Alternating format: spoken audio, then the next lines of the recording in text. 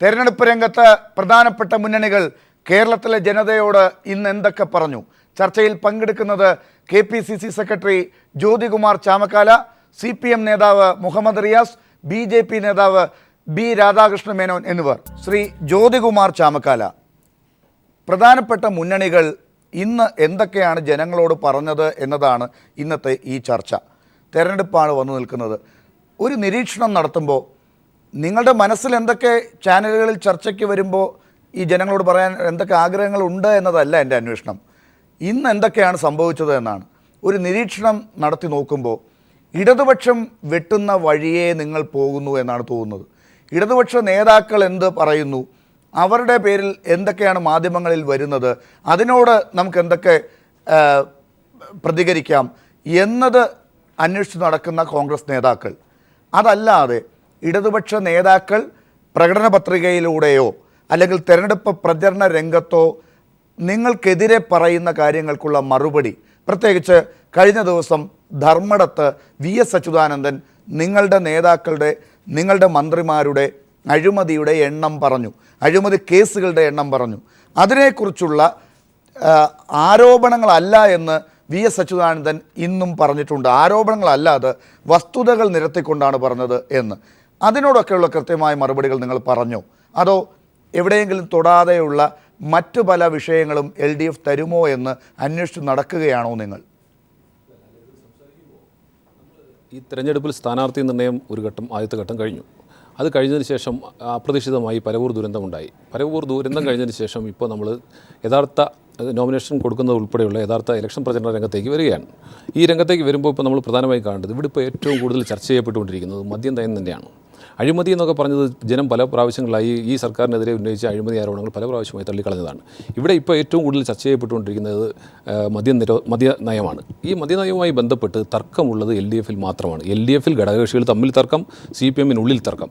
അപ്പോൾ മറുപടി പറയേണ്ടതും ചോദ്യം ചോദിക്കുന്നതുമെല്ലാം. അതുമാത്രമല്ല, ഇന്നലെ ഇന്നുമായി ശ്രീ VS അച്യുതാനന്ദൻ അദ്ദേഹത്തിൻ്റെ ഫേസ്ബുക്കിലിടുന്ന പോസ്റ്റിങ്ങുകളും ആ പോസ്റ്റിന് അദ്ദേഹം തന്നെ വരുത്തുന്ന തിരുത്തലും ഇന്ന് തന്നെ 2 പ്രാവശ്യം തിരുത്തൽ വന്നിരിക്കുന്നു. അപ്പോൾ അക്ഷരാർത്ഥത്തിൽ ഇതിനകത്ത് ഇരുട്ടിൽ തപ്പുന്നത് ഇടതുപക്ഷമാണ്. ഞങ്ങൾക്ക് ഞങ്ങളുടെ വ്യക്തമായ കാഴ്ചപ്പാടുണ്ട്. ഞങ്ങൾ സ്ഥാനാർത്ഥി നിർണ്ണയം കഴിഞ്ഞു, ഞങ്ങളുടെ പ്രകടന പത്രിക പുറത്തിറക്കിയിട്ടുണ്ട്, ഞങ്ങൾ ചിട്ടയായ പ്രവർത്തനങ്ങളുമായി മുന്നോട്ട് പോകും. ശരി, ഇവിടെ ഒരു നിരീക്ഷണം വീണ്ടും നടത്തുമ്പോൾ നിങ്ങൾ ചർച്ച എവിടെ കൂടെയൊക്കെ പോയാലും മദ്യനയത്തിൽ വരാൻ ആഗ്രഹിക്കുന്നു എന്നാണ് മനസ്സിലാകുന്നത്. നിങ്ങൾക്ക് മദ്യത്തിൻ്റെ നയം മാത്രം ഈ തെരഞ്ഞെടുപ്പിൽ ചർച്ച ചെയ്താൽ മതി എന്നൊരാഗ്രഹമുണ്ടോ? മദ്യത്തെക്കുറിച്ചുള്ള നയം LDFിൽ ഒരു തർക്കമുണ്ടോ ഇല്ലയോ എന്നുള്ളത് അവരുടെ പ്രതിനിധികൾ പറയട്ടെ. അങ്ങനെ ഒരു തർക്കമുണ്ടെങ്കിൽ ജനങ്ങളത് കാണട്ടെ, നിങ്ങൾക്കത് ചൂണ്ടിക്കാട്ടുകയും ചെയ്യാം. പക്ഷേ നിങ്ങൾ ജനങ്ങളുടെ മുമ്പാകെ വെക്കുന്നത് ഈ മദ്യനയം മാത്രമാണോ? ഈ തെരഞ്ഞെടുപ്പ് കാലഘട്ടത്തിൽ മദ്യനയം മാത്രം പറഞ്ഞാണോ നിങ്ങൾ വോട്ട് പിടിക്കാൻ പോകുന്നത്? ഒരിക്കലുമല്ല. ഞാൻ പറഞ്ഞ അങ്ങനെയല്ലോ. ഞാൻ പറഞ്ഞ ഞങ്ങൾ വ്യക്തമായ പ്രകടന പത്രിക ഞങ്ങൾ പ്രഖ്യാപിച്ചിട്ടുണ്ട്, പ്രസിദ്ധീകരിച്ചിട്ടുണ്ട്. ഇവിടെ ഇപ്പോൾ കാതലായ വിഷയം, ഇന്നത്തെ വിഷയം ഇന്ന് ചർച്ച ചെയ്യുമ്പോൾ നമ്മൾ തീർച്ചയായും ചർച്ച ചെയ്യപ്പെടുന്നത് ശ്രീ VS അച്യുതാനന്ദൻ്റെ ഫേസ്ബുക്ക് പോസ്റ്റിങ്ങിനെ കുറിച്ചും അദ്ദേഹം മുഖ്യമന്ത്രിയാകാൻ പ്രകടിപ്പിച്ച അദ്ദേഹത്തിൻ്റെ ഒരു താല്പര്യത്തെക്കുറിച്ചും അദ്ദേഹം ശ്രീ പിണറായി വിജയൻ്റെ SNC ലെവലിനെ കുറിച്ച് പ്രകടിപ്പിച്ച അദ്ദേഹത്തിൻ്റെ അഭിപ്രായത്തെക്കുറിച്ചും ശ്രീ ബാലകൃഷ്ണപിള്ളയെ ഇടതുമുന്നണിയിൽ എടുക്കുന്നതുമായി ബന്ധപ്പെട്ട് അദ്ദേഹം പറഞ്ഞതിനെ സംബന്ധിച്ചൊക്കെയാണ് നമ്മൾ ചർച്ച ചെയ്യേണ്ടത്. കാരണം ശ്രീ ബാലകൃഷ്ണപിള്ളയെ മുന്നണിയിൽ എടുക്കില്ല എന്ന് അദ്ദേഹം പറയുമ്പോൾ അദ്ദേഹം പത്തനാപുരം തെരഞ്ഞെടുപ്പ് പ്രചാരണത്തിന് പോകുമോ? ബാലകൃഷ്ണപിള്ളയുടെ മകനും ബാലകൃഷ്ണപിള്ള ചെയർമാനായ പാർട്ടിയുടെ കാൻഡിഡേറ്റുമായ ശ്രീ ഗണേഷ് കുമാറിനെതിരായിട്ട് അനുകൂലമായിട്ട് അദ്ദേഹം പ്രചാരണത്തിന് പോകുമോ?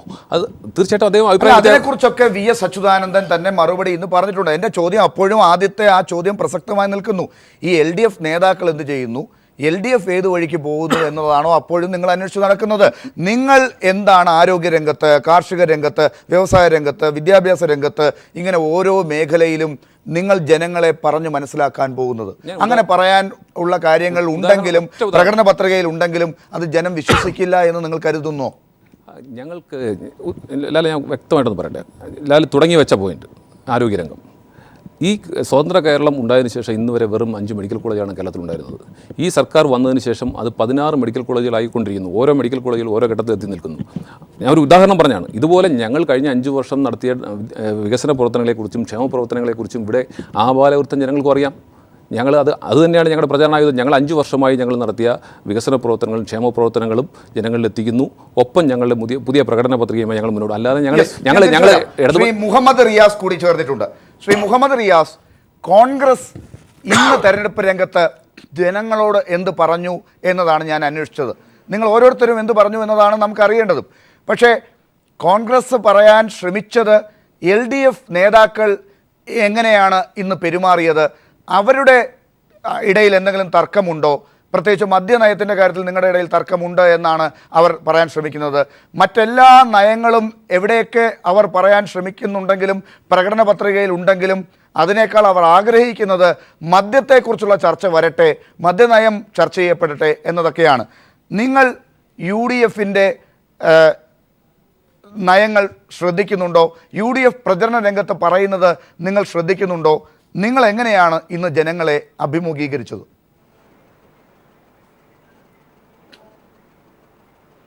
ഒന്ന്, UDF മദ്യനയം ഉൾപ്പെടെയുള്ള ഏത് വിഷയവും ചർച്ചയ്ക്ക് വെച്ചോളൂ, ഞങ്ങൾക്ക് ഭയമില്ല. ഇടതുപക്ഷ ജനാധിപത്യ മുന്നണിയുടെ തരംഗമാണ് ഈ തെരഞ്ഞെടുപ്പ്. ഇടതുപക്ഷ ജനാധിപത്യ മുന്നണിയുടെ കുതിച്ച് ചാട്ടമാണ് ഈ തെരഞ്ഞെടുപ്പ്. ഇതിൽ ഏറ്റവും വലിയ ഉദാഹരണം ഇടതുപക്ഷ ജനാധിപത്യ മുന്നണിയുടെ തെരഞ്ഞെടുപ്പ് പ്രചരണ പ്രവർത്തനങ്ങൾക്ക് ജനം നൽകുന്ന പിന്തുണയാണ്. പല കാരണത്താൽ നേരത്തെ ഇടതുപക്ഷ പ്രസ്ഥാനത്തോട് അടുക്കാൻ മടിച്ചിരുന്നവർ, ഇടതുപക്ഷ ജനാധിപത്യ മുന്നണിക്ക് വോട്ട് ചെയ്യാൻ മടിച്ചിരുന്നവർ ഇങ്ങോട്ട് വന്ന് പറയുകയാണ്, ഈ കാട്ടുകൊള്ളക്കാർക്ക് കേരളത്തിലൊരു യാത്രയപ്പ് നൽകണം. അതിൻ്റെ ഭാഗമായി ഇടതുപക്ഷ ജനാധിപത്യ മുന്നണിയുടെ ഗവൺമെൻറ് അധികാരത്തിൽ വരാൻ ജനം ആഗ്രഹിക്കുന്നു. പ്രധാന പ്രശ്നം അഴിമതിയാണ്. രണ്ടാമത്തെ പ്രധാനപ്പെട്ട പ്രശ്നം ജനവിരുദ്ധ നയം. മൂന്നാമത്തെ പ്രധാന പ്രശ്നം ദേശീയ രാഷ്ട്രീയ സാഹചര്യത്തിലെ മതനിരപേക്ഷത അപകടകരമായ അവസ്ഥയിൽ കോൺഗ്രസ് വെച്ചു പുലർത്തുന്ന മൃദു സമീപനമാണ്. സംഘപരിവാറിനോട് കൈകോർത്ത് കോലിബി സഖ്യത്തിൻ്റെ മുന്നൊരുക്കമാണ്. ഇതൊക്കെ ജനം തിരിച്ചറിയുന്നു. അഴിമതി എടുത്താൽ കോൺഗ്രസ് അല്ലേ അത്യാവശ്യം അഴിമതിയാകും എന്ന് വേണമെങ്കിൽ പറയാം. മുമ്പ് കോൺഗ്രസ് ഗവൺമെൻറ്റുകളിൽ അഴിമതിയില്ലേ എന്ന് വേണമെങ്കിൽ പറയാം. എന്നാൽ ഇങ്ങനെ അഴിമതി നടന്ന ഒരു കോൺഗ്രസ് ഗവൺമെൻറ് കേരളത്തിൽ ഉണ്ടായിട്ടില്ല. കാട്ടുകൊള്ളയല്ലേ നടന്നത്? കാട്ടുകൊള്ള. അതിൽ മുഖ്യമന്ത്രി നേതൃത്വം കൊടുത്തു. മന്ത്രിമാർ, ഉദ്യോഗസ്ഥന്മാർ ഉൾപ്പെടെയുള്ള ഒരു കോക്കസ് പ്രവർത്തിച്ചു. എല്ലാ വകുപ്പിലും കാട്ടുകൊള്ള അഴിമതി നടന്ന ഒരു ഗവൺമെൻറ്. KPCCയുടെ പ്രസിഡന്റ് പോലും പരസ്യമായി ഈ ഗവൺമെന്റിൽ അഴിമതിയാണെന്ന് പറഞ്ഞു. KPCCയുടെ വൈസ് പ്രസിഡന്റ് VD സതീശൻ ഒന്നും കൂടി കടന്നു പറഞ്ഞു, അതിലും വലിയ അഴിമതിയാണെന്ന് പറഞ്ഞു. രണ്ടാമത്തെ പ്രശ്നം ജനവിരുദ്ധ നയമാണ്. അതിൽ പ്രധാന പ്രശ്നം വിലക്കയറ്റാണ്. വിലക്കയറ്റം ഈ വിഷു ഇപ്പം കഴിഞ്ഞു. കൺസ്യൂമർ ഫെഡ് വഴി പൊതുവിതരണ സമ്പ്രദായത്തെ ശക്തിപ്പെടുത്തി മുന്നോട്ട് പോകാൻ ഇവർക്ക് സാധിക്കുന്നില്ല. PDS പബ്ലിക് ഡിസ്ട്രിബ്യൂഷൻ സിസ്റ്റം തകർന്നു. വിഷുവിന് പോലും ഉത്സവവേളകളിൽ പോലും ഈ സർക്കാർ വിലക്കയറ്റം പിടിച്ചു നിർത്താൻ അതൊക്കെ ജനങ്ങൾക്കറിയാമത്രേ. കോൺഗ്രസ് നേതാക്കൾ പറയുകയാണ് അവർക്ക് അതൊക്കെ അറിയാം ജനങ്ങൾക്ക്. ഇനി ആകെ അറിയാനുള്ളത് നിങ്ങളുടെ മദ്യനയത്തെക്കുറിച്ചാണ്. അത് മാത്രം മെയ് 16 വരെ ചർച്ച ചെയ്താൽ മതി.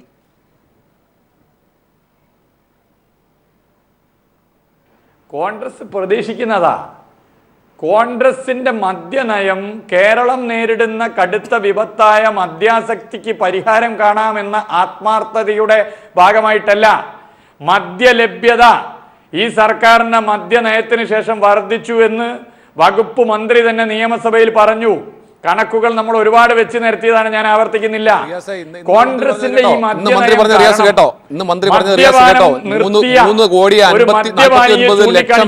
കുറവുണ്ടെന്ന് മന്ത്രി പ്രഖ്യാപിച്ചിട്ടുണ്ട്.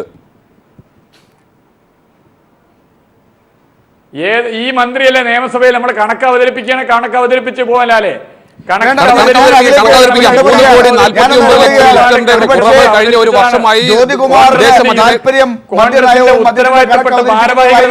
ഞാൻ ആ ചർച്ചയിൽ പോകുന്നില്ല. കഴിഞ്ഞ 1 മണിക്കൂർ ഇവിടെ നടന്നൊരു ചർച്ച ശ്രദ്ധിച്ചിട്ടുള്ളവർക്കറിയാം. ഞാൻ അതിലേക്ക് ഒരു ശ്രദ്ധ രണ്ടുപേരുടെയും മുന്നിലേക്ക് ഒന്ന് കൊണ്ടുവരികയാണ്. ശ്രീ രാധാകൃഷ്ണ മേനോനിലേക്ക് പോകുന്നതിന് മുൻപായി ശ്രീ ജ്യോതികുമാർ, കഴിഞ്ഞ 1 മണിക്കൂർ നമ്മളിവിടെ ചർച്ച ചെയ്തത് മുഖ്യമന്ത്രി ഈ മദ്യനയത്തിൻ്റെ കാര്യത്തിൽ എപ്പോഴോ പറഞ്ഞു പോയ ഒരു കാര്യം സോഷ്യൽ മീഡിയയിൽ വൈറലാകുന്ന ഒരു കാര്യമാണ്. അതായത് മദ്യവർജനമാണ് വേണ്ടത്, മദ്യനിരോധനമല്ല. കേരളത്തിൽ മദ്യാസക്തിയുള്ളവരുടെ എണ്ണം കൂടുതലാണ്, പെട്ടെന്ന് നിരോധിച്ചാൽ വ്യാജ മദ്യം ഉണ്ടാകും, അതുകൊണ്ട് ഇവിടെ മദ്യനിരോധനമല്ല മദ്യവർജനമാണ് വേണ്ടതെന്ന് മുഖ്യമന്ത്രി പറഞ്ഞതാണ് നമ്മൾ കഴിഞ്ഞ 1 മണിക്കൂറിൽ ചർച്ച ചെയ്തത്. ആ ഒരു കാര്യം നിങ്ങൾ ചർച്ച ചെയ്യാതെ പോകാൻ ഇപ്പോൾ ആഗ്രഹിക്കുന്നുണ്ടോ? അതുകൂടി പറഞ്ഞിട്ട് നമുക്ക് പ്രധാന വിഷയങ്ങളിലേക്ക് വരാം. ശ്രീ ജ്യോതികുമാർ. ഞങ്ങളുടെ നയം വളരെ വ്യക്തമായി പറഞ്ഞിട്ടുണ്ട്. ഞങ്ങളുടെ പ്രകടന പത്രികയിലും അതിന് മുൻകൂട്ടി ഞങ്ങളിപ്പോൾ കഴിഞ്ഞ ഒരു വർഷമായി ഞങ്ങൾ ഇവിടെ നടപ്പാക്കിക്കൊണ്ടിരിക്കുന്നത് 96 മുതൽ നടപ്പാക്കുന്നെങ്കിലും ഈ 2011 വന്നതിന് ശേഷം ഞങ്ങൾ നടപ്പാക്കിയിട്ടുള്ള മദ്യനയത്തിൽ നിന്ന് ഞങ്ങൾ വ്യക്തമാണ്, ഞങ്ങൾ അസന്ദിഗ്ധമായി പറഞ്ഞിട്ടുണ്ട്. അതിനിടയിലാണ് മുഖ്യമന്ത്രി ഈ 2011 മുതൽ 2016 വരെയുള്ള കാലഘട്ടത്തിന് ഇടയിൽ എവിടെയോ ആണ്, എനിക്ക് തോന്നുന്നു അട്ടപ്പാടിയിലാണോ എന്ന് സംശയമുണ്ട്, അവിടെ പോയിട്ട് പറഞ്ഞതാണോ എന്ന് സംശയമുണ്ട്. മുഖ്യമന്ത്രി പറഞ്ഞതാണ്. ഞാൻ വേണമെങ്കിൽ അങ്ങേക്കൊന്ന് കേൾപ്പിക്കാം, വേണമെങ്കിൽ, പക്ഷെ സമയമില്ല ഇപ്പോൾ, വേണമെങ്കിൽ കേൾപ്പിക്കാം. പക്ഷെ മുഖ്യമന്ത്രി പറഞ്ഞതാണ് ഞാൻ നേരത്തെ പറഞ്ഞ കാര്യങ്ങളെല്ലാം. അങ്ങനെ മുഖ്യമന്ത്രി ആധികാരികമായി ശാസ്ത്രീയമായി കാര്യങ്ങൾ പറയുമ്പോൾ അതിന് ഘടകവിരുദ്ധമായ ഒരു നയം ഇപ്പോൾ എന്തിനുണ്ടാക്കുന്നു? ഏറ്റവും അവസാനം ഞങ്ങൾ പറഞ്ഞിരിക്കുന്ന നയമാണ് ഞങ്ങളുടെ നയം.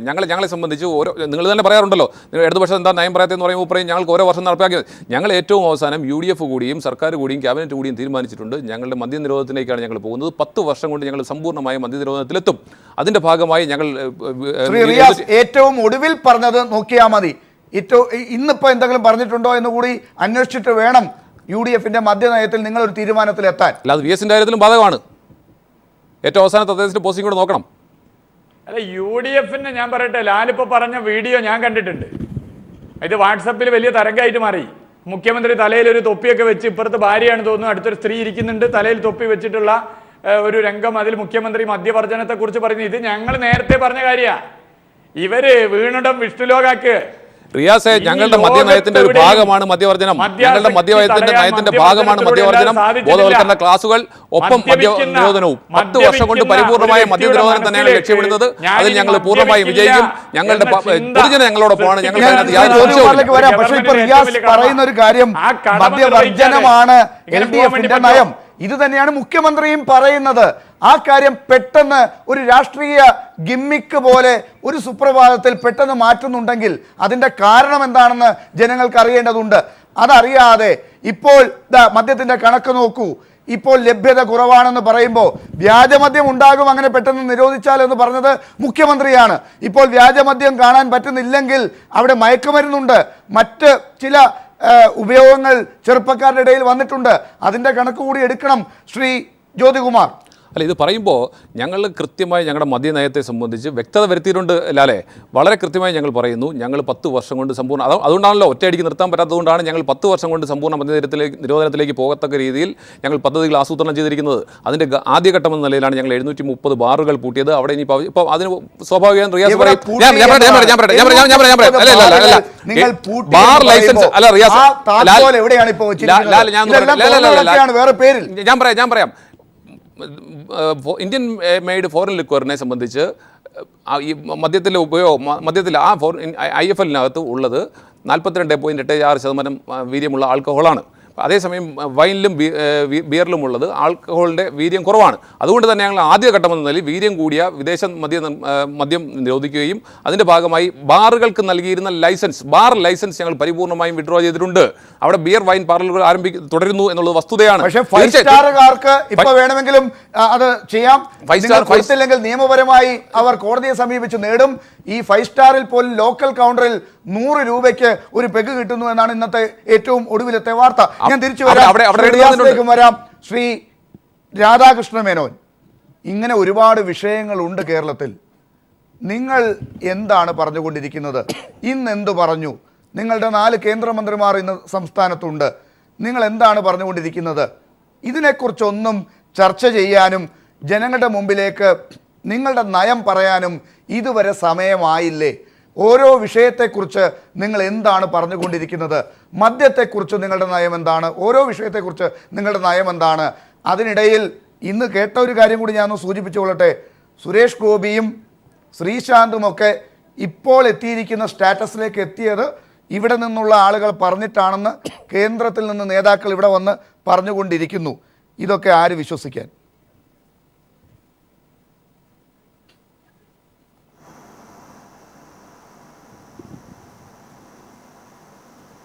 കേൾക്കുന്നില്ല കേട്ടോ. ശ്രീ രാധാകൃഷ്ണ മേനോൻ, കേൾക്കാമോ?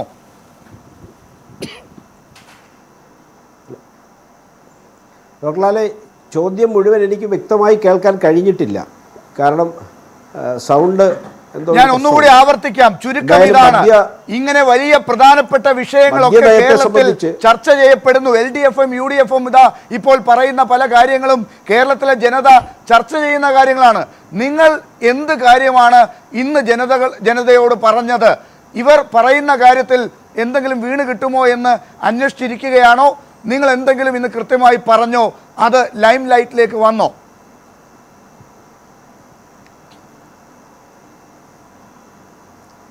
ഇല്ലല്ല, ഞങ്ങളെ സംബന്ധിച്ച് ഈ തെരഞ്ഞെടുപ്പിൻ്റെ പ്രചരണ പ്രവർത്തനങ്ങൾ ആരംഭിച്ചപ്പോൾ മുതൽ ഞങ്ങൾ പറയുന്നത്, അല്ലെങ്കിൽ അതിന് മുൻകാലത്ത് പറയുന്നതും എല്ലാം മാറ്റി മാറ്റി പറയുന്ന ഒരു ഏർപ്പാടില്ല. ഞങ്ങൾ പറയുന്നത് ഈ നാട്ടിലെ സാധാരണ ജനങ്ങളുടെ താല്പര്യങ്ങൾ സംരക്ഷിക്കുന്ന ഒരു ഗവൺമെൻറ് ഉണ്ടാകും. ആ ഗവൺമെൻറ്റിനെ സംബന്ധിച്ച് കഴിഞ്ഞ കാലത്ത് അവസരം കിട്ടിയവർ പരസ്പരം ആരോപണങ്ങൾ ഉന്നയിക്കുന്നു. ഈ ആരോപണങ്ങൾ ഇപ്പോൾ ലാലിവിടെ ചർച്ച ചെയ്തുകൊണ്ടിരുന്നത് ഇരു മുന്നണിയുടെയും മദ്യനയത്തെ സംബന്ധിച്ചാണ്. ഇടതു മുന്നണി പറയുന്ന മദ്യവർജനവും വലതു മുന്നണി പറയുന്ന മദ്യനിരോധനവും തമ്മിൽ ജനങ്ങളെ സംബന്ധിച്ച് യാതൊരു വ്യത്യാസവുമില്ല. കേരളീയ സമൂഹത്തിൻ്റെ മുന്നിൽ ഈ മദ്യവർജനം എന്ന് LDF പറയുമ്പോഴും UDF മദ്യനിരോധനം അല്ലെങ്കിൽ ചില പ്രദേശങ്ങളിൽ ഇപ്പോൾ ചില മേഖലകളിൽ നടത്തി, വരാൻ പോകുന്ന ദിവസം ഘട്ടം ഘട്ടമായി നടത്തും എന്നൊക്കെ പറയുമ്പോഴും ഇവരിരുവരും ഒരേ കാര്യം തന്നെ ചെയ്യുന്നു. വ്യാപകമായ മദ്യവിതരണം നടക്കുന്നു. ആ മദ്യവിതരണത്തിൻ്റെ പണമാണ് ഗവൺമെന്റിന്റെ നിലനിൽപ്പിന് തന്നെ വലിയ ഒരു വരുമാനമായി മദ്യനയത്തിൽ തന്നെ പിടിച്ചത് കൊണ്ട് ഞാനൊന്ന് ചോദിക്കുകയാണ്, മറ്റ് വിഷയങ്ങൾ നിങ്ങൾ എന്ത് നയത്തിന്റെ അടിസ്ഥാനത്തിലാണ് കാണുന്നത് എന്നത് പിന്നീട് പറയാം. പക്ഷെ മദ്യനയത്തിൽ അങ്ങനെയാണെങ്കിൽ ഈ രണ്ട് നയവും അല്ലാത്തൊരു നയം നിങ്ങളുടേത് എന്താണ്? നിങ്ങളുടെ കേന്ദ്ര സർക്കാർ കൂടി അനുവദിച്ചു കൊടുത്ത ചില ലൈസൻസുകളുടെ പേരിൽ തുടങ്ങിയിട്ടുള്ള പഞ്ചനക്ഷത്ര ഹോട്ടലുകളിൽ നടത്തുന്ന ഈ ബാറുകൾ ഒക്കെ നിങ്ങൾ അടച്ചു പൂട്ടാൻ ഇപ്പോൾ എന്ത് നയമാണ് എടുത്തത്?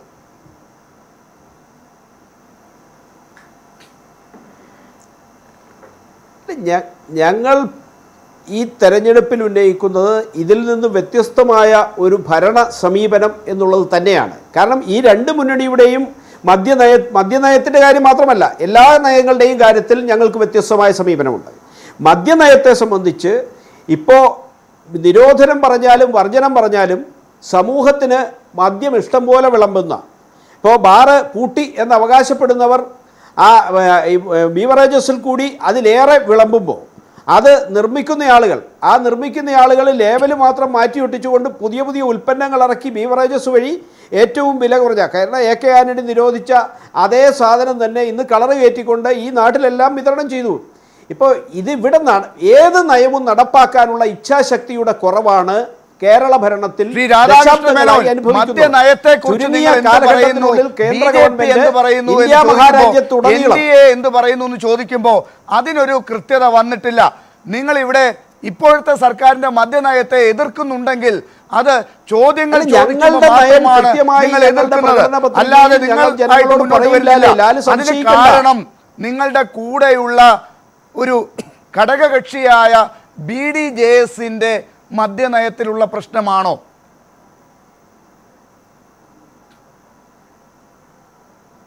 അല്ല, BDJS ഞങ്ങളുടെ സഖ്യകക്ഷിയാണ്. പക്ഷേ ഭാരതീയ ജനതാ പാർട്ടിക്ക് കൃത്യമായ മദ്യനയമുണ്ട്, ദേശീയ രാഷ്ട്രീയത്തിൽ നയമുണ്ട്, സമീപനമുണ്ട്. ഗ്രാമങ്ങളിൽ ജനങ്ങളെ ഗ്രാമീണരെ സഹായിക്കാൻ ഉതകുന്ന ഗ്രാമവികസന പദ്ധതികളുണ്ട്. തൊഴിൽ മേഖലയിൽ അതിൻ്റേതായ സമീപനമുണ്ട്. യുവജനങ്ങൾക്ക് വേണ്ടിയുള്ള അനേകം പദ്ധതികളുണ്ട്. ഇപ്പോൾ ഇന്ത്യ ഗവൺമെന്റ് ദേശീയ തലത്തിൽ ഈ പദ്ധതികളൊക്കെ നടപ്പാക്കി എണ്ണമിട്ട് നടപ്പാക്കി കാണിക്കുന്നുണ്ടല്ലോ ലാലേ. ആ നയങ്ങളുടെ ഗുണഫലങ്ങളെ ഇപ്പോൾ ദേശീയ സ്കിൽ ഡെവലപ്മെന്റ് അടക്കമുള്ള പ്രോജക്റ്റുകൾ, പുതിയ സമൂഹത്തിൽ പുതിയ പുതിയ അനേകം സംരംഭങ്ങൾ തുടങ്ങാൻ ഉതകുന്ന ഒരു സമീപനം കേരളത്തിന് ഇവിടെ ഗുജറാത്താകാനോ അല്ലെങ്കിൽ മറ്റൊരു സംസ്ഥാനമാകാനോ സാധിക്കില്ല. പെട്ടെന്ന് കയറി നമുക്ക് അമേരിക്കയാകാൻ പറ്റില്ല. നമുക്ക് നമ്മുടേതായ ഒരു രീതിയുണ്ട്. ഈ രീതിയിൽ തുടർന്നു വന്ന പല കാര്യങ്ങൾക്കും ചില നിയന്ത്രണങ്ങൾ ഏർപ്പെടുത്തി മാത്രമേ ചിലപ്പോൾ മുന്നോട്ട് പോകാൻ സാധിക്കുകയുള്ളൂ. അങ്ങനെ വരുമ്പോൾ ഓരോ വിഷയത്തിലും അതിൻ്റേതായ നയം വേണം. ആ നയം നിങ്ങൾ എന്താണ് ഓരോ കാര്യത്തിലും എടുത്തത് എന്ന് ചോദിക്കുമ്പോൾ നിങ്ങൾക്ക് എന്താണ് പറയാനുള്ളതെന്ന് പറയാൻ ഇതുവരെ ആയിട്ടില്ല. ഇപ്പോൾ മുഹമ്മദ് റിയാസ് ഇവിടെ പറഞ്ഞു സംസ്ഥാനത്തെ ഭരണത്തിൽ നടക്കുന്നത് കാട്ടുകൊള്ളയാണ്, അഴിമതിയാണ്, വിലക്കയറ്റമുണ്ട്, ജനവിരുദ്ധ നയങ്ങളുണ്ട്, ഈ മതനിരപേക്ഷതയുടെ പ്രശ്നമുണ്ട്. ഇങ്ങനെ ഓരോ കാര്യത്തിലും നിങ്ങൾക്ക് പറയാനുണ്ടാകണം. അത് ചോദിക്കുമ്പോൾ മാത്രം ഒരു PSC ക്വസ്റ്റ്യൻ പോലെ പറഞ്ഞാൽ പോരാ, നിങ്ങൾ തന്നെ മുന്നോട്ട് വന്ന് പറയേണ്ടതാണ്. ഞങ്ങൾക്ക് അത് പറയാനില്ലല്ലോ. അല്ല തീർച്ചയായിട്ടും പറയാം. അല്ല ഓരോ കാര്യത്തിലും എന്ന് ലാല് പറയുമ്പോൾ ഇതിൽ ഇപ്പോൾ മദ്യത്തിൻ്റെ വിഷയം ഇവിടെ ചർച്ച ചെയ്യപ്പെട്ടത് കൊണ്ടാണ് ആ വിഷയത്തെപ്പറ്റി പരാമർശിച്ചത്. ഇപ്പോൾ തൊഴിൽ മേഖലയിൽ ഞങ്ങൾക്ക് തൊഴിൽ മേഖലയിൽ പുതിയ സംരംഭങ്ങൾ തുടങ്ങുന്ന അനേകം സമീപനമുണ്ട്. വിദ്യാഭ്യാസ മേഖലയിൽ കേരളത്തിലെ 2 മുന്നണിയിൽ നിന്നും വ്യത്യസ്തമായ സമീപനമുണ്ട്. കേരളത്തിൽ 0 കിട്ടുന്നവരെ എല്ലാം ജയിപ്പിക്കുന്ന സമീപനം വിദ്യാഭ്യാസ മേഖലയിൽ സ്വീകരിക്കുമ്പോൾ അതിൽ നിന്നും വ്യത്യസ്തമായി പുതിയ തലമുറയ്ക്ക് പുതിയ വിദ്യാഭ്യാസ സമ്പ്രദായം തന്നെ വാഗ്ദാനം നൽകുകയാണ്. കാരണം ആ വിദ്യാഭ്യാസ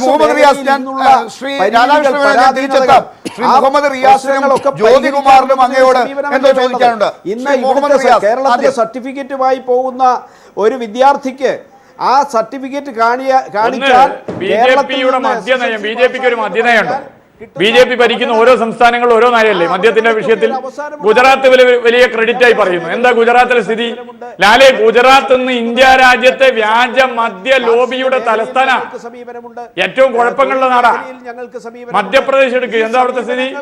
ഇനി മദ്യനയം മാറ്റിവെക്ക്. ഇവർ പറഞ്ഞല്ലോ കോൺഗ്രസിൽ നിന്ന് വിഭിന്നാണ് നയം. ശ്രീ മോഡി കഴിഞ്ഞ തെരഞ്ഞെടുപ്പിൽ ഏറ്റവും അധികം പ്രസംഗിച്ച പെട്രോളിന്റെ വില നിയന്ത്രണാധികാരം എടുത്തു കളഞ്ഞ വിഷയം. ജൂൺ 25, 2010 മൻമോഹൻ സിംഗ് സർക്കാർ പെട്രോളിന്റെ വില നിയന്ത്രണാധികാരം എടുത്തു കളഞ്ഞു. തിരിച്ചു പിടിക്കുന്ന പറഞ്ഞ് തിരിച്ചു പിടിച്ചോ? തിരിച്ചു പിടിച്ചില്ല. 2 വർഷമായി പെട്രോൾ വില നിയന്ത്രണാധികാരം കോർപ്പറേറ്റുകളിൽ നിന്നും ശ്രീ നരേന്ദ്രമോദി തിരിച്ചു പിടിക്കുന്നില്ല. കാരണം എന്താ? അദാനിയും അംബാനിയും മോഡിയായിട്ടുള്ള ബന്ധാ. ഇനി നിങ്ങളെടുത്തോ കള്ളപ്പണം നിലപാടുണ്ടോ? ഇല്ല. കോൺഗ്രസുമായി നയപരമായി ഒരു വ്യത്യാസവും മോഡി ഗവൺമെന്റ് ഇല്ല. ഇനി മതനിരപേക്ഷത, ഞാൻ നേരത്തെ ചോദിച്ച ചോദ്യം, ഈ കേരളത്തിൽ കോൺഗ്രസുമായി വോട്ട് കച്ചവടം നടത്തില്ല എന്ന് എൻ്റെ പ്രിയപ്പെട്ട സുഹൃത്ത് BJPയുടെ വക്താവിന് നെഞ്ചത്ത് കൈവച്ച് പറയാൻ പറ്റുമോ? അഴീക്കോട്ട് എവിടെ നിങ്ങളെ സ്ഥാനാർത്ഥി? എവിടെ തിരുവനന്തപുരം ജില്ലയിലെ ഒരു പ്രധാനപ്പെട്ട പട്ടണത്തിലെ സീറ്റിലെ ക്രിക്കറ്റ് താരം? നിങ്ങൾ വളരെ കൃത്യമായി കോൺഗ്രസുമായി വോട്ട് കച്ചവടം താങ്കളുടെ ചോദ്യം എന്താണ് ശ്രീ രാധാകൃഷ്ണ മേനോനോട്? ആത്മാർത്ഥമായ ചോദ്യമാണോ താങ്കൾക്കുള്ളതെന്ന് റിയാസിന് സംശയമുണ്ട്. കാരണം നിങ്ങൾക്ക് BJPയുമായി രഹസ്യ ഇടപാടും കൂടി ഉണ്ടല്ലോ എന്ന് അദ്ദേഹം പറയുന്നു.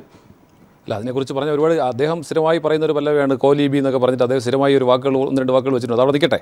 ഞാനിവിടെ ശ്രീ രാധാകൃഷ്ണ മേനോനോട് ചോദിക്കാൻ ഉദ്ദേശിച്ചത്, ഞങ്ങൾക്ക് വളരെ വ്യക്തമായ ഒരു നയമുണ്ട്. ഞങ്ങളുടെ മുന്നണിയിൽ യാതൊരു തർക്കവുമില്ലാത്ത രീതിയിലൊരു വ്യക്തമായ മദ്യ നയമുണ്ട്. അതിനെ സംബന്ധിച്ച് ഇടതുപക്ഷത്ത് വ്യാപകമായ ആശയക്കുഴപ്പമുണ്ട്. അവിടെ ശ്രീ പിണറായി വിജയനും ശ്രീ വൈക്കം വിശ്വനും ശ്രീ കാനം രാജേന്ദ്രനും ശ്രീ കോടിയേരി ബാലകൃഷ്ണനും ഒക്കെ ഒരു ഭാഗത്ത് നിൽക്കുമ്പോൾ ശ്രീ VS അച്യുതാനന്ദനും ശ്രീ സീതാറാം യെച്ചൂരിയും മറുഭാഗത്ത് നിൽക്കുകയാണ്. അവർക്ക് ഇതിനെക്കുറിച്ച് യാതൊരു വ്യക്തതയുമില്ല. CPIക്ക് വേറൊരു അഭിപ്രായം, CPMലെ രണ്ട് അഭിപ്രായങ്ങൾ, ഇതൊന്നും കൂടിച്ചേരുന്നില്ല. പക്ഷേ ഞങ്ങൾ തുടരുന്ന മദ്യനയം, ആ മദ്യനയം എന്തെങ്കിലും കാരണവശാൽ BJP അധികാരത്തിൽ വന്നു എന്നിരിക്കട്ടെ, ഒരിക്കലും സംഭവിക്കാത്ത ഒരു കാര്യത്തെക്കുറിച്ചാണ്. ഒരു സീറ്റ് പോലും കിട്ടാൻ പോകുന്നില്ല, സീറ്റ് അക്കൗണ്ട് തുറക്കാനും പോകുന്നില്ല, അത് നിൽക്കട്ടെ. എന്നാൽ പോലും ഒരു സാങ്കല്പികമായ ചോദ്യം, എന്തായിരിക്കും BJP എങ്ങാനും അധികാരത്തിൽ വന്നാൽ നിങ്ങളുടെ നിലപാട്? ശ്രീ രാധാകൃഷ്ണ മേനോൻ, താങ്കൾക്ക് ഇപ്പോൾ കേൾക്കാമോ?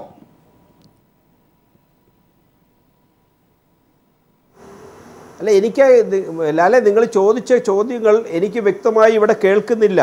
ഞാനിത് ആദ്യം മുതൽ പറയുന്നുണ്ട്. ശരി, ഞാൻ ഇപ്പൊ പറയുന്നത് താങ്കൾക്ക് ഞാനത് മനസ്സിലാക്കുന്നുണ്ട്. ആ ശബ്ദ തടസ്സം ശരിയാക്കാനുള്ള ശ്രമത്തിലാണ്. ഇപ്പൊ വന്നിരിക്കുന്ന ഒരു ചോദ്യം ശ്രീ മുഹമ്മദ് റിയാസും ജ്യോതികുമാറും താങ്കളോട് ഉന്നയിച്ചിരിക്കുന്നതാണ്. ഈ ചോദ്യങ്ങൾ ഇങ്ങനെയാണ്: BJPക്ക് ഒരു മദ്യനയം ഉണ്ടോ? ഗുജറാത്തിലെ മദ്യനയത്തിന്റെ പേരിൽ അവിടെ ഇപ്പൊ വ്യാജ മദ്യമാണ്. രണ്ടാമത്തേത്, പെട്രോളിന്റെ വില നിയന്ത്രണ അധികാരം കോർപ്പറേറ്റുകൾക്ക് കൊടുക്കുന്ന പഴയ UPA സർക്കാരിൻ്റെ നയം തന്നെയല്ലേ നിങ്ങളും തുടരുന്നത്? ജനങ്ങളെ രക്ഷിക്കൂ, വിലക്കയറ്റം തടയാൻ ആ വില നിയന്ത്രണ അധികാരം കോർപ്പറേറ്റുകളിൽ നിന്ന് തിരിച്ചെടുക്കൂ.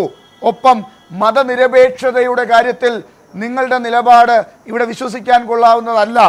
അങ്ങനെ ഈ ജ്യോതികുമാറും ഈ മദ്യനയം അറിയാൻ ആഗ്രഹിക്കുന്നുണ്ട്. മുഹമ്മദ് റിയാസിൻ്റെയും ജ്യോതികുമാറിൻ്റെയും ഈ ചോദ്യങ്ങൾക്ക് നിങ്ങൾക്ക് മറുപടി ഉണ്ടോ?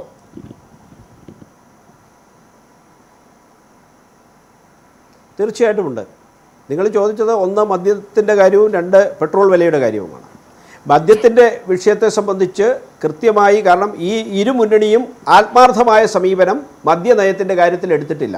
അതിൽ നിന്ന് വ്യത്യസ്തമായി സാമൂഹ്യ പ്രതിബദ്ധതയുള്ള മദ്യനയം സ്വീകരിക്കുക വഴി തീർച്ചയായിട്ടും മദ്യവർജനം യാഥാർത്ഥ്യമാക്കുവാൻ ആ മദ്യവർജനം എന്ന് പറഞ്ഞാലും മദ്യനിരോധനം എന്ന് പറഞ്ഞാലും ഫലത്തിൽ നമുക്ക് എന്താ ആവശ്യം? മദ്യം നാട്ടിൽ നിന്ന് രണ്ടുപേരും പറഞ്ഞിട്ട് അതേ പേരുകൾ ആവർത്തിക്കുന്നതല്ലാതെ ഒഴിവാകുന്ന പ്രശ്നമില്ല. ഞങ്ങൾ UDF പറയുന്നു മദ്യനിരോധനം. രണ്ട് വാക്കിൽ തീരാവുന്ന ഒരു കാര്യമേ ഉള്ളൂ. നിങ്ങൾക്ക് മദ്യനിരോധനമാണോ അതോ മദ്യവർജനമാണോ അതോ ഇതെല്ലാം കൂടെ ചേർന്നാണോ എന്താണ്? അതെ, ഈ പറയുന്ന നിങ്ങൾ ഉദ്ദേശിക്കുന്ന ഈ രണ്ട് ഘടകങ്ങളും ഫലത്തിൽ ഇവിടെ ഒരുപോലെയാണ്. പക്ഷേ ഇതിൽ നിന്ന് വ്യത്യസ്തമായി ഈ രണ്ട് കാര്യവും ഒരുമിച്ച് നടപ്പാവുന്ന, അതായത് നിങ്ങൾ പറയുന്ന മദ്യവർജനത്തിൽ നിങ്ങൾ ഉദ്ദേശിക്കുന്നത് എന്താണോ അതിവിടെ നടപ്പാവുന്നില്ല. മദ്യ നിരോധനത്തിൽ എന്താണോ ഉദ്ദേശിക്കുന്നത് അതും ഇവിടെ നടപ്പാവുന്നില്ല. അതാണ് ഇടതുപക്ഷത്തിൻ്റെയും വലതുപക്ഷത്തിൻ്റെയും മദ്യത്തിന്റെ കാര്യത്തിലുള്ള നയം. അതിൽ നിന്ന് വ്യത്യസ്തമായി ഇച്ഛാശക്തിയുള്ള പറയുന്ന കാര്യം നടപ്പാക്കാൻ കഴിയുന്ന സമീപനം സ്വീകരിക്കുന്നത്. നിങ്ങളോടൊരു ചോദ്യം ചോദിക്കുമ്പോൾ നിങ്ങളുടെ നയം എന്താണെന്ന് ചോദിക്കുമ്പോൾ നിങ്ങൾ ഉടനെ പറയുക LDFന്റെ പ്രശ്നം ഇതാണ്, UDFന്റെ പ്രശ്നം ഇതാണ്. പക്ഷെ നിങ്ങളുടെ പ്രശ്നം എന്താണ്, നിങ്ങളുടെ നയം എന്താണ്, അത് പറയുന്നുമില്ല, മനസ്സിലാവുന്നുമില്ല.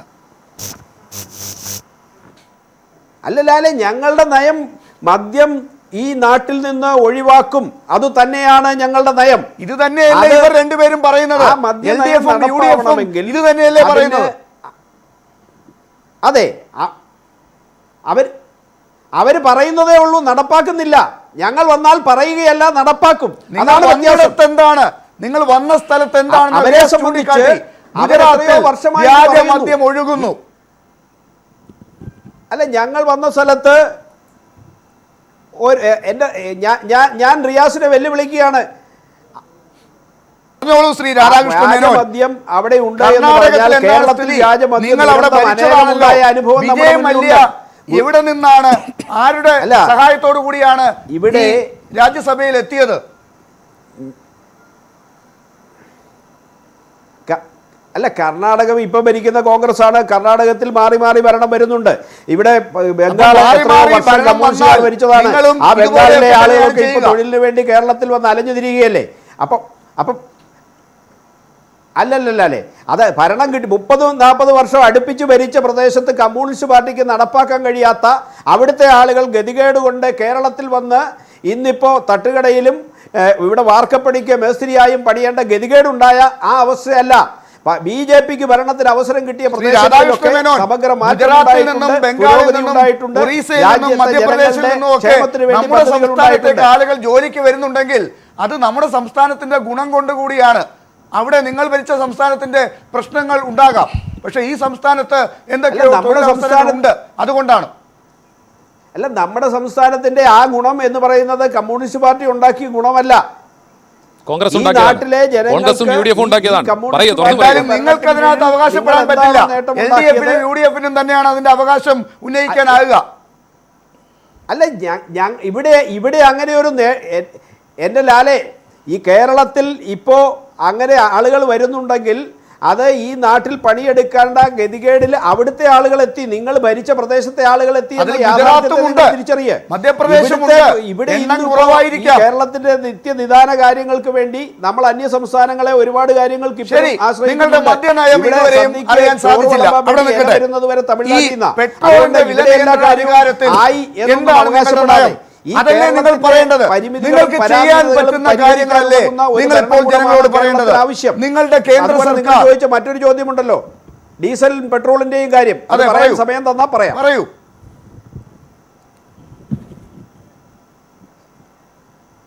അതായത് ഇന്ന് പെട്രോൾ ഡീസൽ വിലയുടെ കാര്യത്തിൽ ഈ കേരളത്തിലോ ഭാരതത്തിലെയോ ആളുകൾക്ക് മുഴുവൻ ഇന്ന് അതിൻ്റെ ഗുണബലം കിട്ടുന്നില്ല, അത് കുറയ്ക്കുന്നില്ല എന്നെല്ലാം കമ്മ്യൂണിസ്റ്റ് പാർട്ടിയും കോൺഗ്രസും വളരെയേറെ ആരോപണം ഉന്നയിക്കുന്നുണ്ടല്ലോ. ഞാൻ ചോദിക്കട്ടെ, ഇന്ത്യ മഹാരാജ്യത്തിൻ്റെ ചരിത്രത്തിലെ ഏറ്റവും വലിയ റോഡ് വികസനം ഇന്ന് കന്യാകുമാരി മുതൽ കാശ്മീരം വരെ നടക്കുന്നു. കേരളത്തിലടക്കം എത്രയോ കോടി രൂപയുടെ 33,000 കോടി രൂപ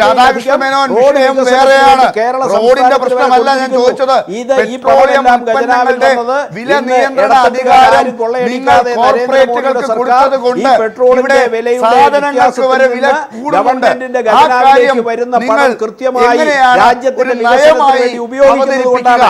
കഴിഞ്ഞ കാലഘട്ടത്തിൽ ഇവരാരും അത് ചെയ്തിരുന്നില്ല എന്നുള്ള യാഥാർത്ഥ്യം നിങ്ങൾ മറച്ചു വെച്ചിട്ട് കാര്യമില്ല. അതെ, ഇതാണ് ഞാൻ പറഞ്ഞത്. കേട്ടില്ല, തപ്പാണ്. 2004 മുതൽ 8 വരെ പൊതുമിനിമം പരിപാടിയിൽ ഞങ്ങൾ ഈ പെട്രോൾ വില നിയന്ത്രണാധികാരം പെട്രോളിയം വകുപ്പിന് തന്നെയാണ് എന്ന് നിർബന്ധം പിടിച്ച് എഴുതി വെച്ചിരുന്നു. 1976 ലാല ഇത് നിയമമായത്. നമ്മുടെ രാജ്യത്തിൻ്റെ സ്വാതന്ത്ര്യ സമര പോരാട്ടങ്ങളുടെ ഒരു അവകാശമായിരുന്നു. ഞങ്ങൾ ആ 4 കൊല്ലം പിന്തുണ കൊടുത്ത സമയത്ത് 11 തവണയാണ് ഡോക്ടർ മൻമോഹൻ സിംഗിന്റെ കോൺഗ്രസ് പെട്രോൾ വില നിയന്ത്രണാധികാരം എടുത്തു കളയാൻ ശ്രമിച്ചത്. ഞങ്ങളുടെ ശക്തമായ സമ്മർദ്ദം പൊതുമിനിമം പരിപാടി ഉയർത്തിപ്പിടിച്ചതിനായിട്ട് അവർക്ക് സാധിച്ചില്ല. ഇന്ത്യൻ പാർലമെന്റിൽ ഇടതുപക്ഷത്തിന്റെ അംഗബലം ശക്തമായതുകൊണ്ട് എന്ത് കാര്യം എന്ന് ചോദിക്കുന്നവർക്കുള്ള മറുപടിയാണ്. ഞങ്ങൾ പിന്നീട് ദുർബലപ്പെട്ട 2009 തെരഞ്ഞെടുപ്പിന് ശേഷമാണ് കോൺഗ്രസ് ഒറ്റക്ക് ഞങ്ങളുടെ പിന്തുണ ഇല്ലാതെ പൊതുമിനിമം പരിപാടി പിന്തുണ ഇല്ലാതെ ഭരിച്ചപ്പോൾ 2010 ജൂൺ മാസം 25-ന് പെട്രോളിന്റെ വില നിയന്ത്രണാധികാരം എടുത്തു കളഞ്ഞത്. ഇതൊരു പ്രശ്നമാണ്. കേൾക്കുന്നുണ്ട്, ഞാൻ പറഞ്ഞുകൊണ്ടിരിക്കുക. ഇതാണ് പെട്രോളിന്റെ വില നിയന്ത്രണാധികാരം എടുത്തു കളഞ്ഞിട്ടുള്ളത്. കേൾക്കുന്നുണ്ട്, ഞാൻ പറഞ്ഞുകൊണ്ടിരിക്കുകയാണ്. കേൾക്കുന്നുണ്ട്, ഞാൻ സംസാരിച്ചുകൊണ്ടിരിക്കുകയല്ലേ. അപ്പോൾ നിങ്ങളിങ്ങനെ ചോദിച്ചാലോ? അപ്പോൾ കേൾക്കുന്നുണ്ട്. ശ്രീ മുഹമ്മദ് റിയാസ് പറഞ്ഞോളൂ. ഹലോ പറയാം. അപ്പോൾ പെട്രോൾ വിഷയം മാത്രമല്ല, അപ്പോൾ ബ്ലാക്ക് മണി, കള്ളപ്പണം. ശ്രീ മോഡി എന്താ പറഞ്ഞത്? കള്ളപ്പണം ഇത്ര ദിവസത്തിനുള്ളിൽ പിടിക്കും. ഇന്ത്യയിലെ ഓരോ പൗരനും കള്ളപ്പണം തിരിച്ചു പിടിച്ച് മുന്നോട്ട് പോകും. BJP-ക്കാർ ഒന്നും കൂടി കടന്നു പറഞ്ഞു, എല്ലാവരും ബാങ്ക് അക്കൗണ്ട് തുടങ്ങിക്കോ. 2 കൊല്ലം കഴിഞ്ഞു, കള്ളപ്പണം പിടിച്ചില്ലെന്ന് മാത്രമല്ല, കള്ളപ്പണക്കാരനായ ലളിത് മോഡിയെ സംരക്ഷിക്കുന്നു. ബഡേ മോഡി മെഹർബാൻ, ചോട്ടെ മോഡി താക്കത്വാൻ. വലിയ മോഡി കരുണ കാണിക്കുന്നത് കൊണ്ട് ചെറിയ മോഡിയായി ലളിത് മോഡി സംരക്ഷിക്കപ്പെടുന്നുവെന്ന് നാട് മുഴുവൻ BJP-ക്കെതിരെ മുദ്രാവാക്യം വന്നില്ലേ? ഇങ്ങനെ എന്തെല്ലാം വിഷയം. അപ്പോൾ ആളുകളെ പറഞ്ഞു പറ്റിക്കുക. ഇതിൻ്റെ ഭാഗമായി ആളുകൾ നിരാശരാകുമ്പോൾ വർഗീയത കലർത്തി ജനങ്ങളെ ഭിന്നിപ്പിക്കുക, അസഹിഷ്ണുത പ്രചരിപ്പിക്കുക, പൗരാവകാശം ലംഘിക്കുക, എന്ത് ഭക്ഷിക്കണം എന്നുള്ളതിന് ആളെ തല്ലിക്കൊല്ലുക. ഇതിനെതിരെ കോൺഗ്രസ് മിണ്ടുന്നുണ്ടോ? ഈ രാജ്യത്ത് കോൺഗ്രസിന് നയമുണ്ടോ? ഈ മതനിരപേക്ഷത കാത്തു സംരക്ഷിക്കാൻ കോൺഗ്രസ് എടുക്കുന്ന സമീപനം എന്താ? ഗുജറാത്തിൽ ഒരു മുൻ കോൺഗ്രസ് MP-യുടെ വീട് കത്തിച്ചു, വംശീയഹത്യയുടെ സമയത്ത് കൊലപ്പെടുത്തി. ഇർഫാൻ ജിഫ്രി അദ്ദേഹത്തിന്റെ വീട് സന്ദർശിക്കാൻ പോയ സോണിയാഗാന്ധിയോട് അവിടുത്തെ ഗുജറാത്തിലെ കോൺഗ്രസ് നേതൃത്വം പറയുകയാണ്, നിങ്ങൾ ദയവ് ചെയ്ത് പോയി കാണരുത്, മൃദു ഹിന്ദുത്വ പ്രശ്നം. അപ്പൊ ഒരു കഠിന നിലപാടെടുക്കുന്നില്ല. ഞങ്ങളുടെ നേതൃത്വത്തെ നോക്കൂ. സഖാവ് പിണറായി, സഖാവ് VS, സഖാവ് കോടിയേരി, സഖാവ് MA ബേബി, സഖാവ് യെച്ചൂരി, പ്രകാശ് SRP ശക്തമായ നിലപാട്, വെള്ളം ചേർക്കാത്ത നിലപാടെടുക്കുന്നു. ഇത് ഞങ്ങളുടെ പാർട്ടിയുടെ നിലപാടാ. കോൺഗ്രസിൽ ഏത് നേതാവാ ഇങ്ങനെ ഇതിനെതിരെ ശബ്ദിക്കുന്നത്? വെള്ളം ചേർക്കുന്നു, ഇതാണ് ഒറ്റപ്പെടുന്നത്. ഒരു കാലത്ത് സംസ്ഥാനങ്ങൾ വെച്ച് നിങ്ങൾ 3 സംസ്ഥാനങ്ങളിൽ മാത്രമേ. കൂടുതലായി ഇപ്പോൾ ഉന്നയിച്ചത് ഈ മതനിരപേക്ഷതയുടെ പ്രശ്നം തന്നെയാണ്. അതിനു മുമ്പ് പറഞ്ഞ പല കാര്യങ്ങളും നിങ്ങൾ മറുപടി പറയേണ്ടതാണ്. നിങ്ങളെക്കുറിച്ച് പ്രതിപക്ഷം നാട്ടിൽ മുഴുവൻ ഈ തെരഞ്ഞെടുപ്പ് കാലത്ത് പറയുന്നതാണ്. കാട്ടുകൊള്ള, അഴിമതി, വിലക്കയറ്റം, ജനവിരുദ്ധ നയങ്ങൾ. നിങ്ങൾ മറുപടി പറയേണ്ട കാര്യം. പക്ഷേ ഇപ്പം എൻ്റെ ചോദ്യം ഈ ഏറ്റവും ഒടുവിൽ പറഞ്ഞ ഒരു കാര്യത്തിന് വളരെ ഗൗരവമുള്ള ഒരു കാര്യമാണത്. ഈ മതനിരപേക്ഷതയുടെ അസഹിഷ്ണുതയുടെ ഒരു ഇരയാണ് ഇന്ന് നമ്മുടെ ചർച്ചയിൽ പങ്കെടുക്കുന്ന മുഹമ്മദ് റിയാസ്. കഴിഞ്ഞ ദിവസം കോഴിക്കോട്ട് ഒരു ചാനലിൻ്റെ ചർച്ചയിൽ പങ്കെടുത്തുകൊണ്ടിരുന്നപ്പോൾ BJP-യുടെ പ്രവർത്തകർ അദ്ദേഹത്തെ പാകിസ്ഥാനിലേക്ക് പോകാൻ വിളിച്ചു പറഞ്ഞ് ആക്രോശിച്ചുകൊണ്ട് ചെന്നു. ആ ചർച്ച നയിച്ച അവതാരകന്റെ കോളറിൽ കയറി പിടിച്ചു. അദ്ദേഹം പരാതി കൊടുത്തിരിക്കുകയാണ്. ഈ BJP-യുടെ ഈ നയം, ഈ മത നിരപേക്ഷതയെ തകർക്കുന്ന നയം, അസഹിഷ്ണുത പുലർത്തുന്ന ഈ രീതിയെ നിങ്ങളാണ് ശ്രദ്ധിക്കേണ്ടത്. നിങ്ങളാണ് അതിനെ ചെറുക്കേണ്ടത്. നിങ്ങളുടെ അധികാരം കൊണ്ടാണ് അതിനെ നിയന്ത്രിക്കേണ്ടത്. നിങ്ങൾ എന്ത് ചെയ്യുന്നു? മതനിരപേക്ഷത നിലനിർത്താൻ സ്വാതന്ത്ര്യാനന്തര ഭാരതത്തിൽ കോൺഗ്രസിന് മാത്രമേ കഴിഞ്ഞിട്ടുള്ളൂ എന്നുള്ള കാര്യം എനിക്കും മുഹമ്മദ് റിയാസിനും അറിയാം. മുഹമ്മദ് റിയാസിൻ്റെ പാർട്ടി എവിടെയാണ് മതനിരപേക്ഷത നിലനിർത്തുന്നത്? ഇന്ത്യയിൽ 1-2 സ്റ്റേറ്റിലുള്ള. ഇനി ഇപ്പോൾ പോയി, കേരളവും കഴിഞ്ഞു. കേരളത്തിൽ ഇനി സാധ്യതയേയില്ല. പരിപൂർണമായും വാഷ് ഔട്ട് ചെയ്യപ്പെടാൻ പോകുന്നു. ത്രിപുരയിൽ മാത്രമുള്ള ഒരു പാർട്ടി ഇന്ത്യയിൽ മുഴുവൻ മതവിദ്വേഷത നിലനിർത്തുന്നു എന്നൊക്കെ പറഞ്ഞാൽ കഷ്ടം എന്നേ പറയാനുള്ളൂ. ഞാനൊന്ന് പറഞ്ഞോട്ടെ, ഇവിടെ കഴിഞ്ഞ സ്വാതന്ത്ര്യാനന്തര ഫലത്തിൽ ഇന്നുവരെയും ഇതിനുവേണ്ടി നിലകൊണ്ടിട്ടുള്ളത് കോൺഗ്രസ് മാത്രമാണ്, കോൺഗ്രസിന് മാത്രമേ കഴിയൂ. ഇത് വളരെ കൃത്യമായി മനസ്സിലാക്കിയതുകൊണ്ടാണല്ലോ ബംഗാളിൽ പോലും കോൺഗ്രസിനോടൊപ്പം ചേരാൻ CPM തയ്യാറാകുന്നത്. അപ്പോൾ ഞങ്ങൾ തീർച്ചയായും പറയുന്നത് ഞങ്ങൾക്ക് മാത്രമേ ഇതിന് കഴിയൂ. BJP അധികാരത്തിൽ വന്നതിൻ്റെ ദൂഷ്യഫലങ്ങളാണ് ഇപ്പോൾ അനുഭവിച്ചുകൊണ്ടിരിക്കുന്നത്. തീർച്ചയായും മുഹമ്മദ് റിയാസിന് ഉൾപ്പെടെ കോൺഗ്രസിനോടൊപ്പം കൈകോർത്തുകൊണ്ട് നമുക്ക് മതനിരപേക്ഷതയ്ക്ക് വേണ്ടി ഒറ്റക്കെട്ടായി മുന്നോട്ട് പോകാം. പിന്നെ അദ്ദേഹം പറഞ്ഞ മറ്റു ചില കാര്യങ്ങൾ, അദ്ദേഹം പറഞ്ഞതിനെക്കുറിച്ച് പറയുമ്പോൾ ഈ ഇവിടെ വളരെ വ്യക്തമായി അദ്ദേഹം ഇന്ന് പറയേണ്ട അല്ലല്ല ചർച്ചയ്ക്ക് വേണ്ടിയല്ല, റിയാസിന്റെ അനുഭവം ഉണ്ടാകാൻ പാടില്ലാത്തതാണ്, അതിനകത്ത് ഒരിക്കലും സംഭവിക്കാൻ പാടില്ലാത്തതാണ്. അങ്ങനെ പറ്റില്ല. പറയൂ റിയാസ്. അല്ല, മതനിരപേക്ഷതയ്ക്ക് വേണ്ടി കൈകോർക്കാവുന്നവരൊക്കെ കൈകോർത്ത് പിടിക്കാം, ഒരു കോമൺ പ്ലാറ്റ്ഫോം കൊണ്ടുവരണം, അത് കറക്റ്റാണ്. പക്ഷെ കോൺഗ്രസ് അതിൽ ഇപ്പത്തെ ഒരു നയവുമായി എടുത്തുകൊണ്ട് എങ്ങനെ കോൺഗ്രസിനെ വിശ്വസിക്കും? നിങ്ങൾക്ക് പറഞ്ഞതിൽ ആത്മാർത്ഥത ഉണ്ടെങ്കിൽ നിങ്ങൾ ആദ്യം ചെയ്യേണ്ടത് നിങ്ങൾ കോൺഗ്രസിൽ ചേരുകയാണ്. നിങ്ങൾക്ക് ആത്മാർത്ഥത, ഈ പറഞ്ഞ കാര്യത്തിൽ നിങ്ങൾക്ക് ആത്മാർത്ഥത ഉണ്ടെങ്കിൽ നിങ്ങൾ ഒരു കോൺഗ്രസ്സുകാരനായി മാറുകയാണ് ആദ്യം വേണ്ടത്. കോൺഗ്രസ് നേതൃത്വം സമീപനം നോക്കൂ. കരി നിയമങ്ങൾ പ്രഖ്യാപിച്ചില്ലേ? കമ്മ്യൂണിസ്റ്റ് നേതാക്കന്മാരെ വേട്ടയാടാൻ കരി നിയമങ്ങൾ പ്രഖ്യാപിച്ചില്ലേ? അല്ല, അതിനെക്കുറിച്ച് പറഞ്ഞാൽ ഒരുപാട് പറയാനുണ്ട്. പോലെ ക്വിറ്റ് ഇന്ത്യ സമരം ഉൾപ്പെടെ നമുക്ക് പറയേണ്ടി വരും. അങ്ങനെ പറയാൻ പോയാൽ ക്വിറ്റ് ഇന്ത്യ സമരം പോലെ നമ്മൾ സ്വാതന്ത്ര്യ സമരത്തിന് ഉൾപ്പെടെയുള്ള കാര്യങ്ങൾ നമ്മൾ പറയേണ്ടി വരും. പ്രവീൺ തൊഗാഡിക്കെതിരെയുള്ള കേസ് പിൻവലിച്ചില്ലേ? പ്രവീൺ തൊഗാഡിക്കെതിരെ എന്തിനാ സാക്ഷാൽ EMS പറഞ്ഞതുപോലെ നമ്മൾ പറയേണ്ടി വരും. പോലീസുകാരന്റെ ബോംബെറിഞ്ഞ് കാല് തകർത്ത കോളേജിലെ പറയാൻ ഒരുപാടുണ്ട്, പറയാൻ തയ്യാറുമാണ്. നിങ്ങളെ UDF-ലെ പ്രബല നേതാവ് ഗുജറാത്ത് നരേന്ദ്രമോദിക്ക് പങ്കില്ല എന്ന് പ്രസംഗിക്കുന്നു. അങ്ങയുടെ അഭിപ്രായം എന്താ? ഗുജറാത്ത് വംശീയ ഹത്യയിൽ നരേന്ദ്രമോദിക്ക് പങ്കുണ്ടോ പങ്കില്ലേ? അങ്ങ് അഭിപ്രായം പറയൂ, കോൺഗ്രസ് അഭിപ്രായം പറയൂ. KM ഷാജി പറയുന്നത് പങ്കില്ല, നരേന്ദ്രമോദി മഹാനാണ്. ഇതാണോ അങ്ങയുടെ അഭിപ്രായം? KM ഷാജിയുടെ അഭിപ്രായമാണോ കോൺഗ്രസിനുള്ളത്? കോൺഗ്രസിന്റെ ഭരണം കൊണ്ട് മാത്രമാണ് ഇത്രയും കാലം ദേശീയ തലത്തിൽ ഇത്തരത്തിൽ മതനിരപേക്ഷത മുൻനിർത്തിക്കൊണ്ട് നമുക്ക് മുന്നോട്ട് പോകാൻ കഴിഞ്ഞിട്ടുള്ളത്. അതെന്താ റിയാസ് മനസ്സിലാക്കാത്തതും? വസ്തുത എന്താണ്? വസ്തുതയെ കണക്കാക്കാത്തതും? അല്ലാതെ CPM വിചാരിച്ചിട്ടാണോ? എങ്ങനെയാ പറയാൻ CPM ആണ് ഇത്രയും ഞങ്ങളുടെ തലസ്ഥാനത്തെ ആസ്ഥാന കേന്ദ്രം ആക്രമിക്കപ്പെട്ടു. നിങ്ങളുടെ ഒരു ഓഫീസ് ആക്രമിക്കപ്പെടുന്നുണ്ടോ? നിങ്ങൾ ഭരിച്ച സംസ്ഥാനങ്ങളിലെ MLA-മാർ കൂട്ടത്തോടെ BJP ആകുന്നു. ഹരിയാനയിൽ നമ്മൾ കണ്ടു, ആസാമിൽ കണ്ടു, ഉത്തരാഖണ്ഡിൽ കണ്ടു. നിങ്ങളുടെ നേതാക്കന്മാർ മാറുന്നു. ഞങ്ങളല്ലേ ആക്രമിക്കപ്പെടുന്നത്? ഞങ്ങളല്ലേ കശാപ്പ് ചെയ്യുന്നത്? ഏതെങ്കിലും ഒരു RSS-കാരൻ കൊല്ലപ്പെട്ട കോൺഗ്രസ്സുകാരൻ ഈ കേരളത്തിൽ ഞങ്ങളുടെ 19 പേരെ കൊലപ്പെടുത്തി. ഞങ്ങളുടെ നിങ്ങളെ ഒന്നും ചെയ്യുന്നില്ല. കാരണം എന്താ? നിങ്ങൾക്ക് നിലപാടില്ല. നിങ്ങൾ മൃദു സമീപനം കൈക്കൊള്ളുന്നു. നിലപാട് പറയാൻ പറ്റുന്നില്ല. മതവർഗീയതക്കെതിരെ സമീപനം കൈക്കൊള്ളാൻ പറ്റുന്നില്ല. ലജ്ജ. ഞാൻ തിരിച്ചു വരാം. ശ്രീ രാധാകൃഷ്ണ മേനോൻ, നിങ്ങളോട് ഒരുപാട് ചോദ്യങ്ങളുണ്ട്. നിങ്ങൾക്ക് നയം ഏത് കാര്യത്തിലാണ് പറയാൻ പറ്റുന്നത് എന്ന സംശയം ഇപ്പോഴും തീരുന്നില്ല.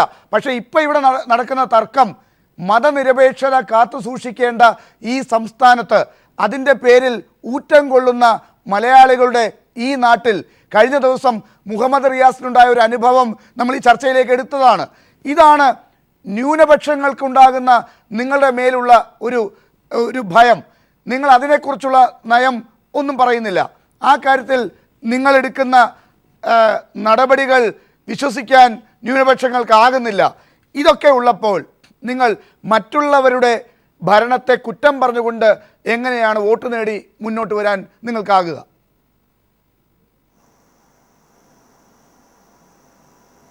ലാല, ഇവിടെ ന്യൂനപക്ഷങ്ങൾ ഇത്രയും സുരക്ഷിതരായി ലോകത്തിൽ ജീവിക്കുന്ന മറ്റൊരു പ്രദേശം ഇന്ത്യ മഹാരാജ്യം പോലെയില്ല.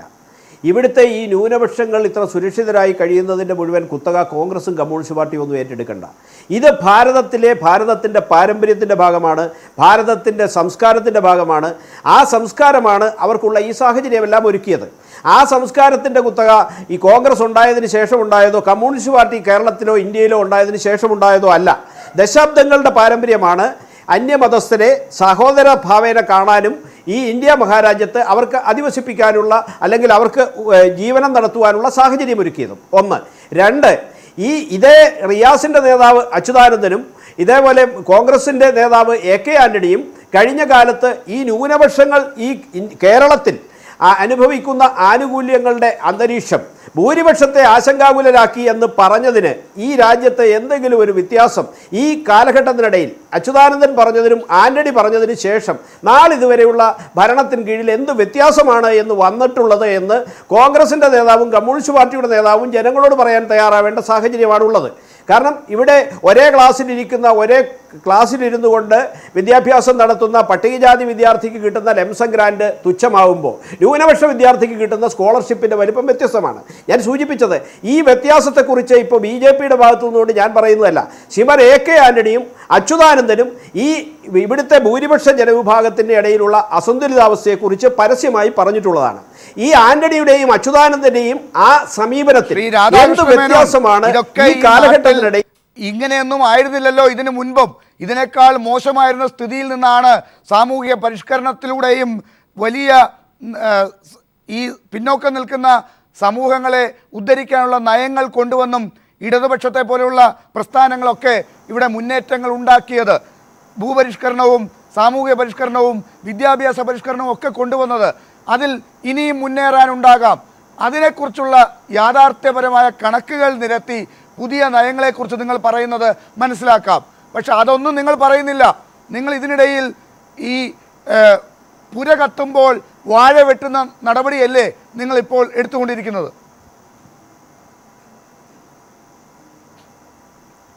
അല്ല, ഞങ്ങൾ പുര കത്തുമ്പോൾ വാഴ വെട്ടുമല്ല, ഇവരൊരുമിച്ച് പുര കത്തിക്കുകയാണ്. LDFും UDFും ഒരുമിച്ച് ഈ സംസ്ഥാനത്തെ കൊള്ളയടിക്കുകയാണ്. ആ കാര്യത്തിൽ അവരൊരുമിച്ചാണ്.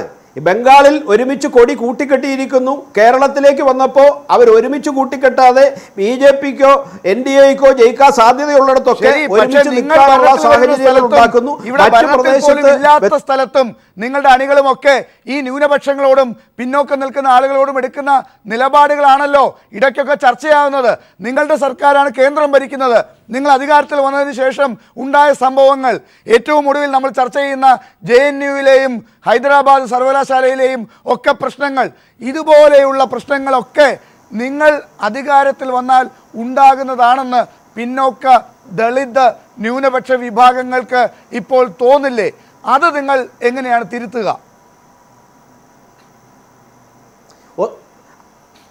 അങ്ങനെ ഒന്നും തോന്നില്ല ലാലേ. കാരണം ഇത് കഴിഞ്ഞ ഡൽഹിയിലെ പള്ളി ആക്രമണങ്ങൾ എന്ന് പറഞ്ഞ് നിങ്ങൾ ഉണ്ടാക്കിയത് മുഴുവൻ കള്ളക്കഥകൾ പെരുപ്പിച്ച പ്രചരണമായിരുന്നു എന്ന് ഇന്നിപ്പോൾ ഇതിനോടകം തെളിഞ്ഞിരിക്കുന്നു.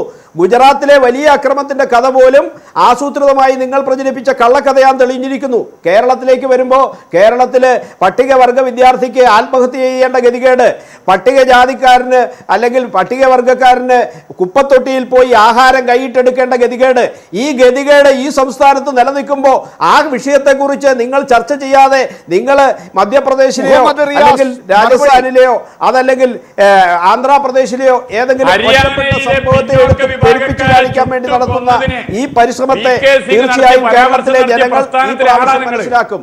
ഇതിൽ നിന്ന് വ്യത്യസ്തമായ സമീപനം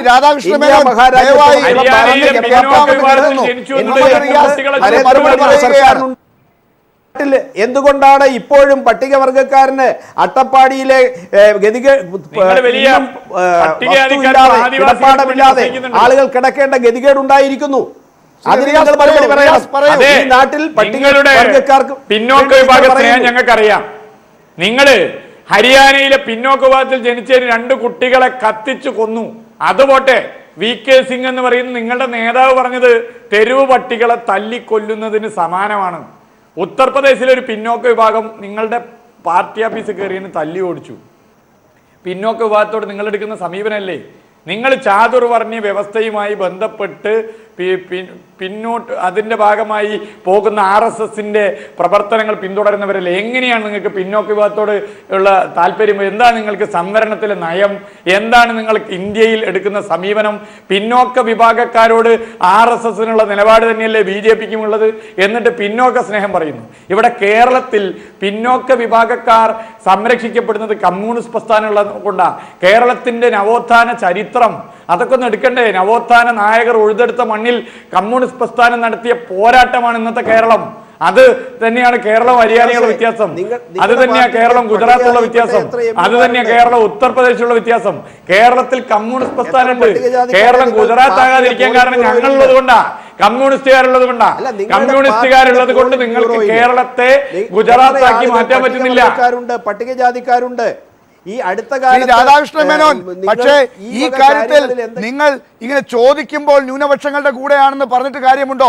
സഖ്യകക്ഷികളെ കിട്ടാൻ വേണ്ടി അവരുടെ നേതാക്കന്മാരുടെ കൂടെ നിന്നിട്ട് കാര്യമുണ്ടോ? അങ്ങനെയുള്ള ഷോ പീസുകളാണോ ഇപ്പോൾ ചെയ്യേണ്ടത്? നിങ്ങൾ എന്ത് ചെയ്യുന്നു എന്ന് ചോദിക്കുമ്പോൾ ന്യൂനപക്ഷങ്ങൾക്ക് വിശ്വാസമുണ്ടാകുന്ന നയങ്ങളാണ് പറയേണ്ടത്. ഇപ്പോൾ റിയാസ് പറഞ്ഞതുപോലെ സംവരണത്തിലെ നയം, മദ്യത്തിലെ നയം, വിദ്യാഭ്യാസ രംഗത്തെ നയം, കേരളത്തിൽ ഇപ്പോൾ തുടരുന്ന യാഥാർത്ഥ്യത്തിൽ നിന്ന് എങ്ങനെ ഒരിഞ്ച് മുന്നോട്ട് പോകാം എന്നത് നിങ്ങൾക്ക് പറയാനാകണം. അത് പറയാൻ പറ്റുന്നില്ല. തീർച്ചയായിട്ടും പറയില്ല അല്ലേ?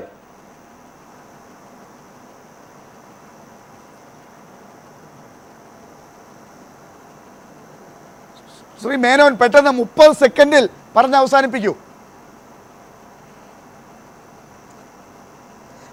അല്ല, ഞങ്ങളെ സംബന്ധിച്ച് ഇവിടുത്തെ പട്ടികജാതി പട്ടികവർഗ വിഭാഗങ്ങൾക്ക് അനുകൂലമായ അനേകം നയപരിപാടികൾ നടപ്പാക്കിയ പാർട്ടിയാണ്. ഏറ്റവും കൂടുതൽ പട്ടികവർഗക്കാരും പട്ടികജാതിക്കാരും എം പിമാരായിട്ടുള്ളത് ബി ജെ പിയിലാണ്. ബി ജെ പിയുടെ സംഘടനാ തലത്തിൽ ഇത്രയേറെ പരിഗണന കൊടുത്തിട്ടുണ്ട്. ഞങ്ങൾ ഇവർ പറയുന്നത് പോലെ വാചകം കൊണ്ടല്ല, മറിച്ച് പ്രയോഗത്തിൽ യാഥാർത്ഥ്യമാക്കി കാണിക്കുന്ന പാർട്ടിയാണ്. ഞങ്ങൾക്ക് ഭരണം കിട്ടിയ പ്രദേശത്ത് പ്രായോഗികമായി കാണിച്ചിട്ടുണ്ട്. ആ നിലയിലാണ് ആ പ്രായോഗികമായി ഞങ്ങൾ ഫലവത്തായി നടപ്പാക്കിയ കാര്യങ്ങളെ വിലയിരുത്തിയിട്ടാണ്. താങ്കൾക്ക് മറുപടി പറയാം.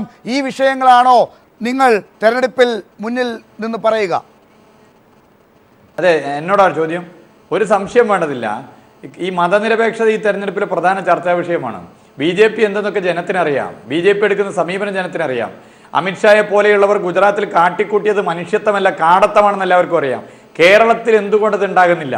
കേരളത്തിൽ മതനിരപേക്ഷത സംരക്ഷിക്കാൻ സ്വന്തം ജീവൻ നഷ്ടപ്പെടുത്താൻ തയ്യാറാണെന്ന് പറഞ്ഞ് പോരാടുന്ന കമ്മ്യൂണിസ്റ്റുകാരുള്ളത് കൊണ്ടാണ്.